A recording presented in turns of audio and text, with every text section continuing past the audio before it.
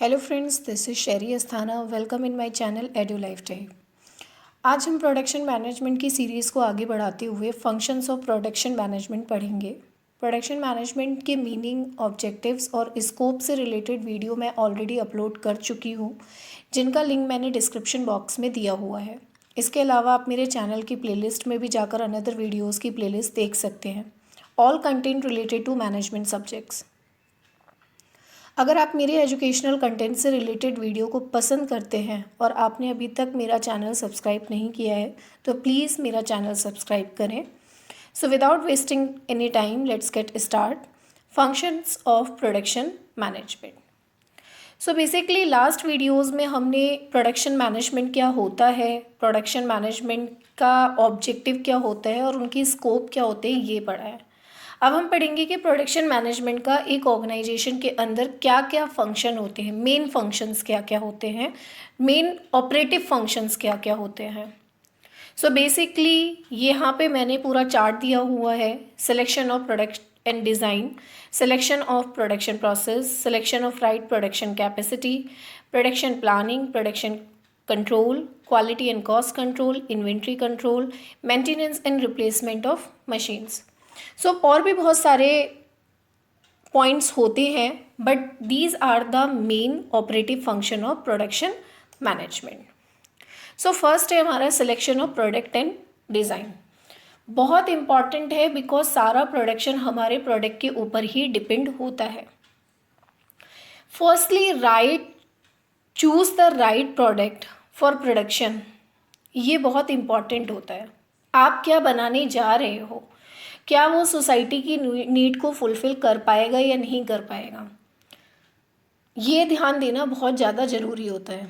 तो सबसे पहले सिलेक्ट करना कि आप क्या बना रहे हो, उसकी डिज़ाइनिंग सिलेक्ट करना कि जो बना रहे हो, मान लो प्रोडक्ट तो ठीक है, प्रोडक्ट जो आप बनाना चाह रहे हो वो तो ठीक है, बट उसकी डिज़ाइनिंग, उसका कॉन्सेप्ट वो ठीक नहीं है। तो ये सब चीज़ें ध्यान में रखना बहुत ज़्यादा ज़रूरी है, क्योंकि अल्टीमेटली हमारा मार्केट के अंदर प्रोडक्ट ही जाता है, प्रोडक्ट का लुक, प्रोडक्ट की क्वालिटी ही जाती है। तो ये सब चीज़ें ध्यान रखना बहुत ज़्यादा ज़रूरी है। एक ऑर्गेनाइजेशन का सर्वाइवल जो है वो प्रोडक्ट के सिलेक्शन के ऊपर बहुत डिपेंड करता है। सो ये सारा इवोल्यूशन, बहुत सारे पॉइंट्स इसमें, जब हम प्रोडक्ट्स का सिलेक्शन करते हैं तो सिलेक्शन करते टाइम हमारे पास बहुत सारे अल्टरनेट्स होते हैं, क्या करना चाहिए क्या नहीं करना चाहिए। तो जितने भी अल्टरनेट्स हैं उन सब का प्रॉपर एनालिसिस करना चाहिए कि किससे हमें क्या बेनिफिट हो सकता है, किसके क्या ड्रॉबैक हो सकते हैं, कौन हमारे लिए आगे चल के अपॉर्चुनिटी निकाल सकता है, कौन हमारे लिए थ्रेट बन सकता है, और जो बेस्ट ऑल्टरनेट होता है वो आपका फाइनल प्रोडक्ट माना जाता है। और सेम एज आपका डिज़ाइन भी कभी ऐसा नहीं होता है कि आप फर्स्ट डिज़ाइन आपने बनाया और आप उस पर काम कर रहे हो। डिज़ाइन को भी प्रॉपर पूरी तरीके से इवोल्यूशन में डाला जाना चाहिए, ताकि जो डिज़ाइन है वो कस्टमर की रिक्वायरमेंट के हिसाब से होना चाहिए, कस्टमर की नीड को फुलफ़िल कर रहा हो। इसके अलावा आपको मैक्सिमम वैल्यू मिले लोएस्ट कॉस्ट पे। ऐसा नहीं है कि आपने डिज़ाइन तो कस्टमर के हिसाब से बना दिया, बट कस्टमर की रिक्वायरमेंट तो बहुत कुछ हो सकती है, बट कस्टमर उसको एबल नहीं है पे करने के लिए। तो ऐसी चीज़ बनाना, ऐसा प्रोडक्ट बनाना जो कस्टमर की रिक्वायरमेंट को भी फुलफ़िल कर सके और कस्टमर उसको लोएस्ट कॉस्ट पे ख़रीद भी सके। तो ये सारी चीज़ें हमारे selection of product and design के अंदर मैटर करती हैं। नेक्स्ट है हमारा second point, selection of production process.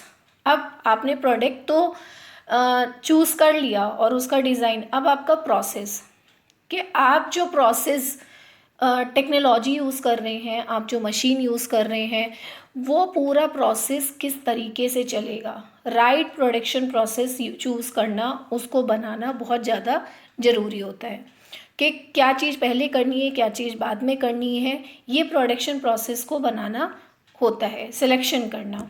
उसके बाद में selection right production capacity. So production की कैपेसिटी, ये ध्यान में देना कि प्रोडक्ट की डिमांड कितनी है और प्रोडक्शन की राइट कैपेसिटी उसके अकॉर्डिंग हो भी रही है या नहीं हो रही है। क्योंकि ज़्यादा कैपेसिटी में प्रोडक्शन होना या कम कैपेसिटी में प्रोडक्शन होना, ये सारी चीज़ें प्रॉब्लम को क्रिएट करती हैं। तो आपकी प्रोडक्शन की capacity day to day, week to week या monthly to monthly basis according to market demand कितनी है, आप कितना प्रोडक्शन कर रहे हो और कितना मार्केट में सप्लाई कर सकते हो, ये सारी चीज़ें डिपेंड करता है आपके जो गोल है प्रोडक्शन के उनके ऊपर, कि आपने शॉर्ट टर्म प्रोडक्शन करना है या आपको लॉन्ग टर्म प्रोडक्शन करना है, आपका गोल क्या है। तो ये पहले डिसाइड करना कि आपको प्रोडक्शन छोटे छोटे लेवल पे करना है या आपको बहुत बड़े लेवल पे प्रोडक्शन करके फिर मार्केट के अंदर उतारना है। तो ये सिलेक्ट करना एक प्रोडक्शन मैनेजर का काम होता है, फंक्शन होता है। तो selecting the right production capacity. Then है हमारा प्रोडक्शन प्लानिंग।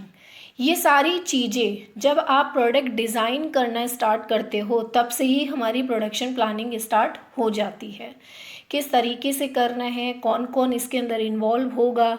देन आप जब डिज़ाइन बना रहे हो, देन जब आप उसका प्रोडक्शन प्रोसेस का पूरा पाथ बना रहे हो, तो ये सब चीज़ें हमारी प्रोडक्शन प्लानिंग के अंदर आती है। अब प्लानिंग के अंदर आप बिल्कुल स्टार्टिंग टू एंड तक की प्लानिंग करते हैं, जिसके अंदर हमारे लॉन्ग गोल्स भी होते हैं, लॉन्ग टर्म प्लानिंग भी होती है, और उन लॉन्ग टर्म प्लानिंग को कंप्लीट करने के लिए हम छोटे छोटे गोल्स में उसको डिवाइड करते हैं। कहीं कहीं पे क्या होता है, 1 साल का पूरा प्रोडक्शन है, हमने उसको मंथली बेसिस पे डिवाइड कर दिया। 1 साल तो हमारा पूरा है कि हमको इतना पूरे 1 साल में ये प्रोडक्शन इतने लेवल पे करना है। अब उसको करने के लिए आपने मंथली बेसिस पे कर दिया। कुछ काम ऐसे हैं जो वीकली बेसिस पे आपको प्लान करने पड़ेंगे, कुछ काम ऐसे हैं जो डे टू डे बेसिस पे करने पड़ेंगे। तो ये चीज़ें प्लानिंग के अंदर आती हैं। जब भी हम प्रोडक्शन का एक गोल बनाते हैं तो हम उसको छोटे छोटे गोल्स में डिवाइड कर देते हैं और फिर उन गोल्स के हिसाब से प्लानिंग होती है। तो जितने भी ऑपरेटिव फंक्शन होते हैं वो सारे के सारे प्लानिंग जब करे जाते हैं तो हम देखते हैं उसमें कौन कौन से काम हमारे मंथली बेसिस पे हैं तो मंथली बेसिस पे प्लान बनेंगे, कौन कौन से काम हमारे डे टू डे बेसिस पे हैं तो हमें डे टू डे बेसिस पे काम करना होगा। तो this is the production planning and also the function of production management. Next है हमारा प्रोडक्शन कंट्रोल। सिमिलर, जब आपने प्लानिंग कर ली है, चाहे वो आपकी 1 साल की हो, चाहे वो फिर आप उसको डिवाइड कर रहे हो मंथली बेसिस पे, देन उसको वीकली बेसिस पे, देन उसको डे टू डे बेसिस पे, तो उसको कंट्रोल करना भी बहुत ज़्यादा ज़रूरी है। अब कंट्रोल का पैरामीटर होता क्या है? कंट्रोल का पैरामीटर होता है कि आपने जो प्लानिंग करी है, प्लानिंग में आपने डेफिनेटली कुछ ना कुछ स्टैंडर्ड्स बनाए होंगे। प्लानिंग में आपने हर दिन का एक स्टैंडर्ड बना दिया कि इतना काम तो होना ही होना है या ये काम तो होना ही होना है। सेम एज वीकली का आपने बना दिया। तो कंट्रोलिंग प्रोसेस में क्या होता है, पहले आपको सेट द स्टैंडर्ड्स, ठीक है, जो भी आपके लॉन्ग टर्म बेसिस पे हो चाहे शॉर्ट टर्म बेसिस पे हो। देन सेकंड आपका कंट्रोलिंग में आ जाता है कि आपको जो एक्चुअल आपका रिजल्ट आया है उसको सेटिंग द स्टैंडर्ड्स के साथ में कंपेयर करना। मान लो डे का ही है, आपने दिन का कोई प्रोडक्शन का पूरा प्लानिंग किया है, तो दिन के एंड में आप ये जांच करोगे, आपको इन्वेस्टिगेशन करनी होगी कि जो आज का हमने पूरा का पूरा प्लान किया था क्या एग्जीक्यूशन उसी हिसाब से हुआ है, सेम हुआ है। अगर आपको लगता है कि यस एग्जीक्यूशन सिमिलर हुआ है, then move to next day. और अगर आपको लगता है नहीं आज एग्जीक्यूशन में कुछ प्रॉब्लम हो गई है, देन यहाँ पे कंट्रोल का थर्ड स्टेप जो है वो क्या होता है, लगता है कि अब आपको फाइंड आउट करना है कि कहाँ पे गलती हो गई है और फिर उसके ऊपर करेक्ट डेविएशंस को यूज़ करना है। यानी कि जो भी स्टेप आपको लेने हैं उस मिस्टेक को हटाने के लिए वो आपको करना होगा।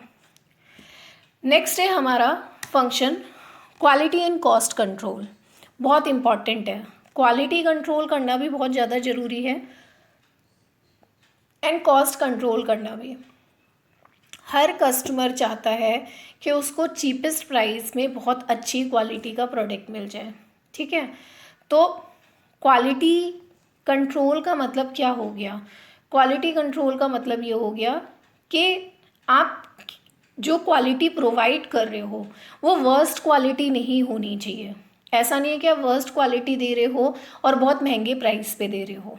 बेस्ट क्वालिटी दो और कम प्राइस पे, कम प्राइस इन द कि ऐसा भी नहीं है कि आप जो है जो एक प्रोडक्शन यूनिट है वो तो अपना कॉस्ट नहीं निकाल रही है पर कस्टमर को वो चीप प्राइस पे बेच रही है, ठीक है। तो ये कंट्रोल करना बहुत ज़्यादा ज़रूरी है। कंज्यूमर के डिमांड के हिसाब से आप अपने प्रोडक्ट की क्वालिटी सेट करिए, ठीक है, और कंज्यूमर की जेब के हिसाब से आप उसकी कॉस्टिंग करिए। ऐसा भी नहीं है कि कंज्यूमर को तो फ़ायदा हो रहा है बट आप जो है वो नो प्रॉफिट नो लॉस में जा रहे हो या फिर लॉस में जा रहे हो, आपको कोई प्रॉफिट ही नहीं हो रहा है। तो कॉस्ट कंट्रोल करना बहुत ज़्यादा ज़रूरी है, ठीक है। तो सिक्स्थ हमारा फंक्शन होता है quality and cost control. Next है हमारा इन्वेंट्री कंट्रोल। अब इन्वेंट्री होता है हमारा स्टॉक, जो हमारे पास में स्टॉक है, ठीक है, चाहे वो रॉ मटेरियल में हो चाहे वो फिनिश्ड गुड में हो। तो ये इन्वेंट्री कंट्रोल करना बहुत ज़रूरी है। आपके पास में जितना मटेरियल पड़ा है, ठीक है, आपको फिनिश्ड गुड हो चाहे रॉ मटेरियल हो, आपको ओवर स्टॉकिंग करके नहीं रखना है। रॉ मटेरियल तो आपने बहुत सारा खरीद लिया पर उस हिसाब से प्रोडक्शन प्रोसेस बिल्कुल नहीं हो पा रहा है। अब धीरे धीरे क्या हो रहा है, उस रॉ मटेरियल से बहुत सारा सामान जो है क्या होता जा रहा है, स्पॉइल होता जा रहा है, वेस्ट होता जा रहा है, या लोग उसका मिसयूज़ करते चले जा रहे हैं और उतना प्रोडक्शन प्रोसेस है नहीं। तो ओवर स्टॉकिंग भी बेकार है क्योंकि आपकी तो पैसा लग रहा है, कॉस्टिंग लग रही है।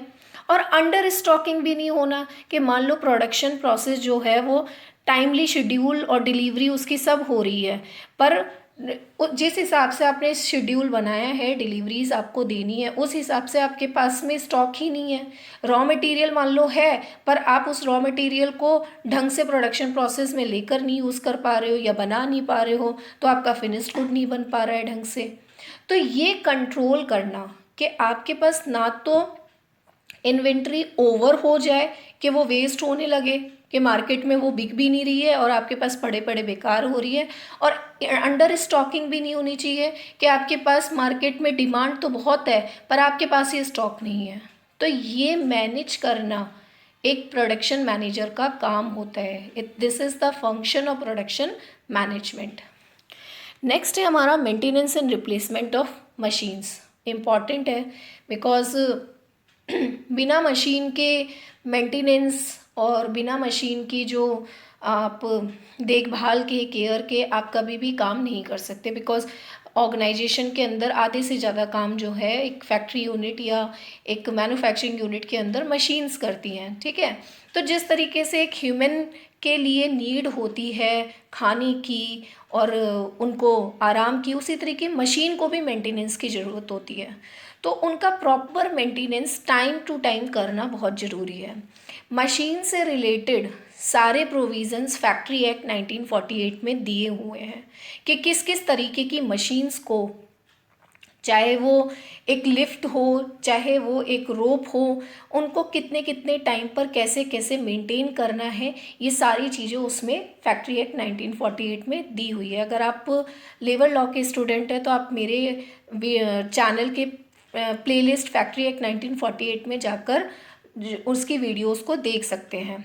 सो मशीन के रिप्लेसमेंट और मेंटेनेंस इसलिए भी ज़रूरी है क्योंकि अगर आप इनका प्रॉपर मेंटेनेंस नहीं करेंगे और अगर ये चलनी बंद हो गई तो आपका जो प्रोडक्शन प्रोसेस है वो रुक जाएगा, और अगर वो रुक गया तो आगे की जो सप्लाई है आप मार्केट की डिमांड को फुलफ़िल नहीं कर पाओगे। तो किसी भी ब्रेकडाउन को रोकने के लिए या प्रोडक्शन हॉल्ट को अवॉइड करने के लिए ये काम जो है एक प्रोडक्शन मैनेजर को टाइमली देखना ज़रूरी होता है। सो यहाँ हमारे functions of production management complete होते हैं। आई होप आपको मेरा वीडियो इन्फॉर्मेटिव लगा होगा, मेरी वीडियो से आपको हेल्प मिलेगी। सो अगर आपको मेरा वीडियो अच्छा लगा है तो प्लीज़ मेरे वीडियो को लाइक करें, मेरे इस वीडियो को शेयर करें, मेरे चैनल को सब्सक्राइब करें। Keep watching, keep learning with edu life time. Thank you so much.